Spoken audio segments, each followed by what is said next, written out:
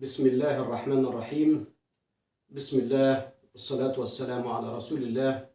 سبحانك لا علم لنا إلا ما علمتنا إنك أنت العليم الحكيم. أحبتي في كل مكان، السلام عليكم ورحمة الله تعالى وبركاته. عنوان هذا الفيديو اللي هو هيكون الرد على من يشكك في قدرة الجليسرين على تثبيت العطور.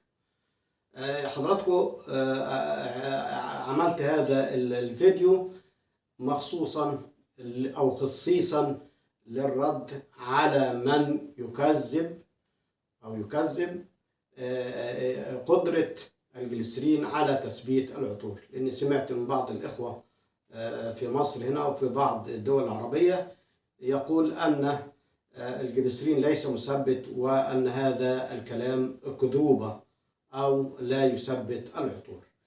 أكيد هو طبعا ما درسش كيمياء أو فيزياء، ما عداش عليه فروع الكيمياء يعني بأنواع مختلفة، أو فيزياء، ومجرد إنه هو بيشتغل عامل في محل لبيع وتجارة العطور أو تركيب العطور، أو صاحب محل وخصوصا في الدول بعض الدول العربية. فحبيت أوضح للناس، وهذا الفيديو مهم جدا على اساس نعرف اولا اي برفيوم او عطر مكون من حاجات مهمه.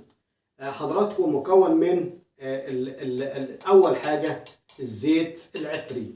الزيت العطري ده اول مكون في اللي هو البرفيوم او العطر، الزيت العطري.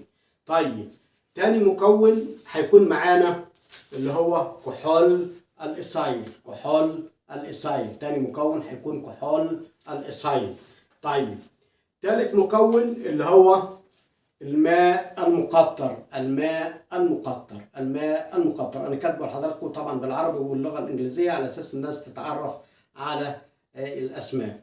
الماء المقطر النوع او المكون المهم اللي احنا هنتكلم عليه النهارده اللي هو الجليسرين. طيب هنوضح لحضراتكم ده اللي هو الزيت العطري اهو.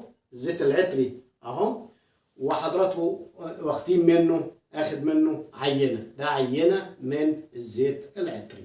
طيب ده كحول الإيثايل متعبي من هنا، متعبي من هذه العبوه. ده كحول الإيثايل بنستخدمه في تكمله الزجاجات اللي هي اثناء تركيب العطور، ودي عينه من كحول الإيثايل. الماء المقطر ده الماء المقطر ممكن يجي في زجاجات تبع شركات، وده الماء الايه المقطر. ده الماء المقطر انا يعني عبيته، تم تعبئته في هذه العبوه. ده جزء منه تم تعبئته في هذه العبوه. ده رخيص مش غالي، يعني الماء المقطر بيتباع رخيص. المكون المهم اللي عايز اتكلم عليه اليوم اللي هو الجليسرين، وده مفضي منه برضو في عبوه، وهنلاقي القوام بتاعه تقيل ولزج شفاف، يعني تكاد رائحته معدومه، وسائل ثقيل القوام ولزج. اللي بقول الكلام ده ما تشككش في قدره الجليسرين على تثبيت العطور. ليه؟ احنا قلنا هنتكلم يعني الناس تستحملنا شويه على اساس اللي عايز يعرف ويتعلم. الجليسرين اللي هو ده مركب عضوي بنسميه ثلاثي مجموعة الهيدروكسيل، يعني في 3 مجموعات من الهيدروكسيل. يقابله الكحول ده برضو مركب عضوي في مجموعة واحدة من الهيدروكسيل. برضو المية اللي هي الماء المقطر في مجموعة هيدروكسيل، ده في مجموعة واحدة اللي هو الكحول الإيثايل في مجموعة واحدة من الهيدروكسيل، والماء المقطر في مجموعة واحدة من الهيدروكسيل. أما بالنسبة للجليسرين ده يحتوي على 3 مجموعات من الهيدروكسيل اللي هو بيسموها OH. طيب أنا بقول الكلام ده ليه؟ اللي يا جماعة المكونات دولت سواء كان المكون ده اللي هو الجليسرين أو الماء المقطر أو الكحول الإيثايل أو الزيت العطري، دي كلها مركبات مختلفة في الكثافة. هذه مركبات مختلفة في الكثافة، ولذلك عند خلط هذه المكونات، عند خلط الجليسرين مع الماء المقطر مع الكحول مع الزيت العطري، في اختلاف في الكثافات. ممكن حاجة تطفو فوق السطح وحاجة تنزل تحت. الحاجات اللي هي أو المواد اللي هي أو السوائل اللي هي الأقل كثافة هتطفو فوق السطح، والأكثر في الكثافة بتسقط في قاع الزجاجة. طيب على أساس كده هنشوف قدرة الجليسرين ده اهو اللي احنا بنتكلم عليه اليوم، اللي الناس بتشكك فيه. يعني الناس يعني بتقول عليه أكذوبة وما بيثبتش عطور، فلا بد ان يكون هو عارف من الناحيه الكيميائيه والناحيه الفيزيائيه او الناحيه الفيزيقيه، عارف يعني ايه كحول إيثايل. الكحول الإيثايل ده بيشتغل مع الزيت العطري، بيحصل فيه بيدوب جزيئات الزيت العطري كلها، بيدوبها ووزعها بانتظام في داخل المخلوط او الميكس اللي عندي من الكحول الإيثايل والميه. فبيوزع الزيت العطري بشكل متجانس وبانتظام، ويمنع طفوه على السطح او سقوطه الى اسفل. ده بالنسبه، وخصوصا الزيت العطري في زيوت عطريه منخفضه في الكثافه ممكن تبقى يعني 84% وفي زيوت 85%، وممكن توصل معاك زيوت تكون تقيله، وخصوصا في بعض الزيوت اللي هي الطبيعيه اللي هي الاساسيه يعني بيبدا يكون بيزيد عن الواحد، بيكون 1.2 جرام على سنتيمتر مكعب. يبقى ده بيبدا يعمل توزيع جزيئات الزيت العطري بانتظام داخل المخلوط اللي هو الميكس اللي عندي من الكحول الإيثايل والميه، ويبدا يدوبه ويحصل فيه تجانس او مستحلب مع الزيت العطري. طيب نيجي بقى لدور الجليسرين مع كحول الإيثايل. الجليسرين مع كحول الإيثايل احنا اتفقنا وقلنا ان ده فيه مجموعه من الهيدروكسيل وده فيه 3 مجموعات من الهيدروكسيل. بيحصل فيه تفاعل بينهم، بين الكحول وبين، رغم ان ده مذيب عضوي وده برضو بيعتبر مذيب عضوي، وده بيسموه الكحول السكري على اساس ان هو اللي هو الكحول الإيثايل يعني او الايثانول، على اساس ان هو بيكون ناتج من تخمير الخميره اللي هي الخمائر الحقيقيه. يعني بيحصل فيه ان هي الخمائر ديت بتحلل السكريات والمواد النشويه الى في النهايه نحصل منها على كحول الإيثايل اللي هو الايثانول. ده بالنسبه على اساس كده بيسموه الكحول السكري، على اساس ان هو كحول ناتج من التخمرات للسكريات. ده بيكون ناتج من تحليل الدهون النباتيه او الحيوانيه.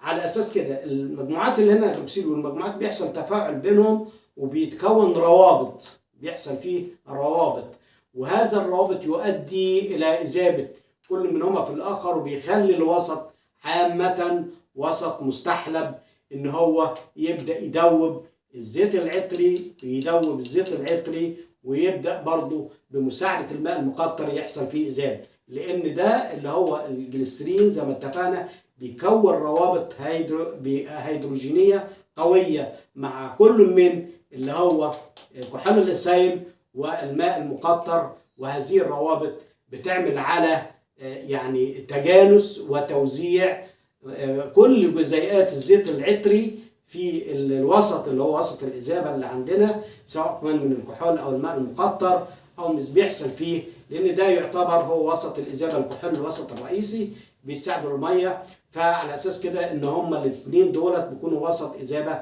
فبيحصل فيه إذابة لجزيئات اللي هو الزيت العطري بحيث إنها تدوب بانتظام، والجليسرين بيمنع طفوها على سطح المكون ككل، وبرضه بيكون أو كذلك بيجعل الزيت العطري لا يسقط إلى قاع الإناء أو قاع الزجاجة اللي هو معبأ بها. ده بالنسبة لكحول الإيثايل. كحول الإيثايل مش كده، ده بيعمل حاجة اسمها يعني توتر صار، بيمنع يعني بيخش في حاجة بيحول المركبات اللي هي إلى يحلها اللي هي المركبات الغير قطبيه، ويساعد على التجانس والاذابه. برضه بيساعد على انخفاض التوتر السطحي مما يساعد على الاذابه. ده كله بيعمله الجليسرين مع كحول الاسايل ومع الزيت العطري، فبيحصل ترابط بينهم. والترابط هذا الترابط بينشأ عنه ان المكون بيكون ثابت، اللي هو المكون ككل كعطر او برفيوم ثابت. وبالاضافه ان الجليسرين ده بيستخدموه كمرطبات في كل منتجات العنايه بالبشره والمنتجات الصيدلانيه اللي خاصه بالجلد والبشره، وله قدره على امتصاص الماء، انه برطب المنتج اللي عندي في النهايه. يبقى الجليسرين ما حدش نرجو من الاخوه الافاضل لا تشكك في قدره الجليسرين على تثبيت العطور، لانه احنا زي ما اتفقنا ادرس كيمياء واطلع عليه كويس واقرا عنه كويس وابحث عنه كويس، هتاخد المعلومات ديت وتعرفها، وتعرف ان الجليسرين له دور عظيم في اذابه الزيت العطري وتحويله الى مستحلب متجانس موزع بانتظام في كل جزيئات المخلوط اللي هو الزيت العطر اللي عندي. بالاضافه انه بيعمل روابط هيدروجينيه مع الكحول والماء المقطر، وبالتالي يساعد على تجانس وعدم طفو اي مكون سواء كان اقل في الكثافه او اكبر في الكثافه، انه يحصل فيه طفو او انفصال لمكونات العطر بصفه عامه. فانا حابب اعرف الناس كده على اساس ما حدش، هو صحيح ثمنه معقول وفي برضه مثبتات اخرى ممكن تكون اقوى منه، ولكن عندنا في مصر يعني كل الناس بيستعملوه، وفي ناس بتستعمله ومش عارفه ايه هو. يعني في ناس بعض اللي بيشتغلوا في محلات العطور على اساس ان هو مش دارس، هو بيشتغل فقط ما يعرفش ايه يعني جليسرين، فهو بيجيبوا له يقولوا ده المثبت، وفي ناس بتخلطه بكحول الاسايل وبيبدا يشتغل بيه، ما يعرفش ان ده جليسرين اللي احنا اتكلمنا عليه وقلنا على فوائده العظيمه. ده ولا فيش اي خطوره، ده بيدخل في كل المنتجات الطبيه. فيعني نرجو لا تشكك في او تقول معلومه خاطئه، لابد ان تكون قرات عنها ودرستها من مصادر موثوق منها، تكون دارس كيمياء بفروعها المختلفه او فيزياء اللي هي الفيزيقا، وبتبدا تتكلم على اساس تكون عارف ايه اللي بيعمله اللي هو الجليسرين في كل من الزيت العطري بيحصل له ايه، وفي كل من كحول الاسايل او مع كحول الاسايل والماء المقطر، فبيطلع في النهايه منتج متجانس متكامل بلا يطفو، وكل الحاجات الجزيئات موزعه بانتظام، لا يفصل مكوناته، وبالتالي يساعد على تثبيته لاطول فتره ممكنه وما بيحصلوش اي مشاكل نهائيه. ده موضوعي اليوم، لعل وعسى يكون في فائده لحضراتكم، واكون شاكر لحضراتكم لو اشتركتوا في القناه ودعمتونا، لان بتساعدونا. احنا بنقول معلومات، احنا خلاص مش باقي حاجه من الدنيا، فاحنا بنقول معلومات للناس تنفعها، واللي يتكلم عن حاجه تكون حاجه بتنفع ويكون من مصدر موثوق، او اتعلمها في الجامعه او في مدرسه او في كليته او في معمله الخاص بره، سواء كان بيشتغل في اي حاجه خاصه بالمنتجات ديت، يكون على علم. يعني ايه يكون على علم؟ ما يقولش معلومه تكون بره يعني معلومه وخلاص، مجرد ان هو فاتح محل او بيشتغل في محل مهما كان البلد، ما ينفعش اشكك في قدره الجليسرين على تثبيت العطور. اشتراككم هيسعدني واكون سعيد جدا. تحياتي لكم، دمتم في رعايه الله وامنه، والسلام عليكم ورحمه الله تعالى وبركاته.